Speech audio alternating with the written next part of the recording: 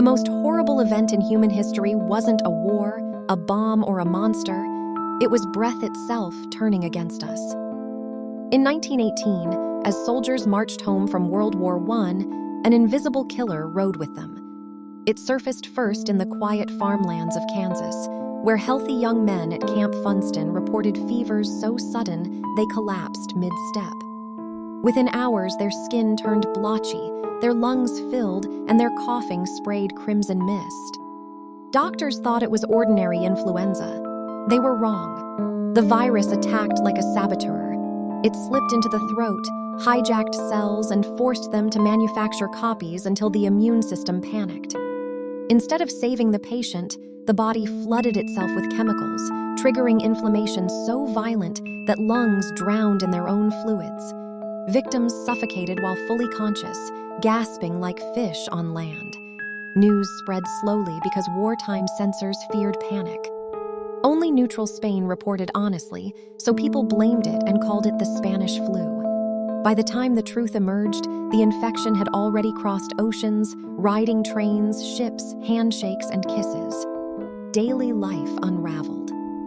In Philadelphia, a parade meant to boost morale instead became a funeral procession days later.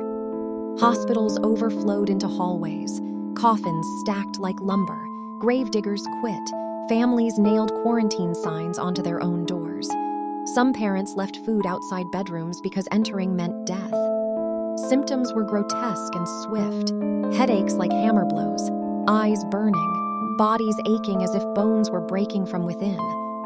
Then came the cyanosis, the skin turning blue from lack of oxygen.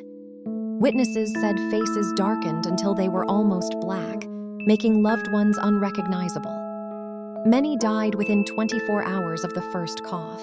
Masks became daily uniform, schools closed, churches fell silent, weddings were postponed, funerals rushed, streetcars carried only the desperate. Mail piled up unopened for fear it carried death on paper fibers. People stopped shaking hands. They stopped visiting neighbors. They stopped living normally at all. Scientists now know why it was so deadly. Unlike typical flu strains that strike the weak, this one targeted the strong. Robust immune systems overreacted, unleashing lethal cytokine storms.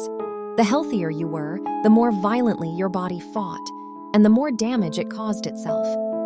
By 1920, the pandemic had infected a third of humanity and killed tens of millions, more than the war that shadowed it.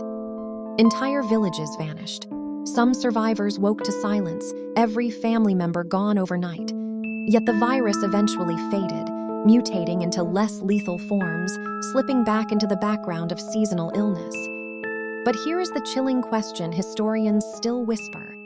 What if it never truly disappeared?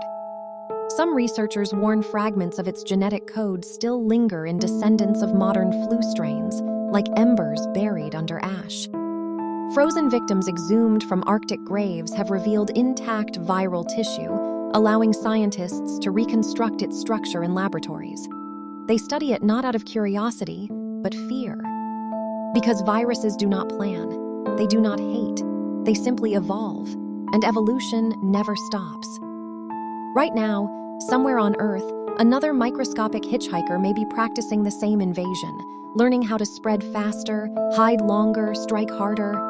The world is more connected than it was in 1918. Planes circle the globe daily. Cities hold millions shoulder to shoulder. One cough in the wrong place could rewrite history again. So as you breathe in and breathe out, ask yourself, is this peace or just the pause before the next pandemic? The answer may already be forming, unseen, unheard, waiting patiently for its first victim somewhere closer than anyone dares to imagine tonight maybe.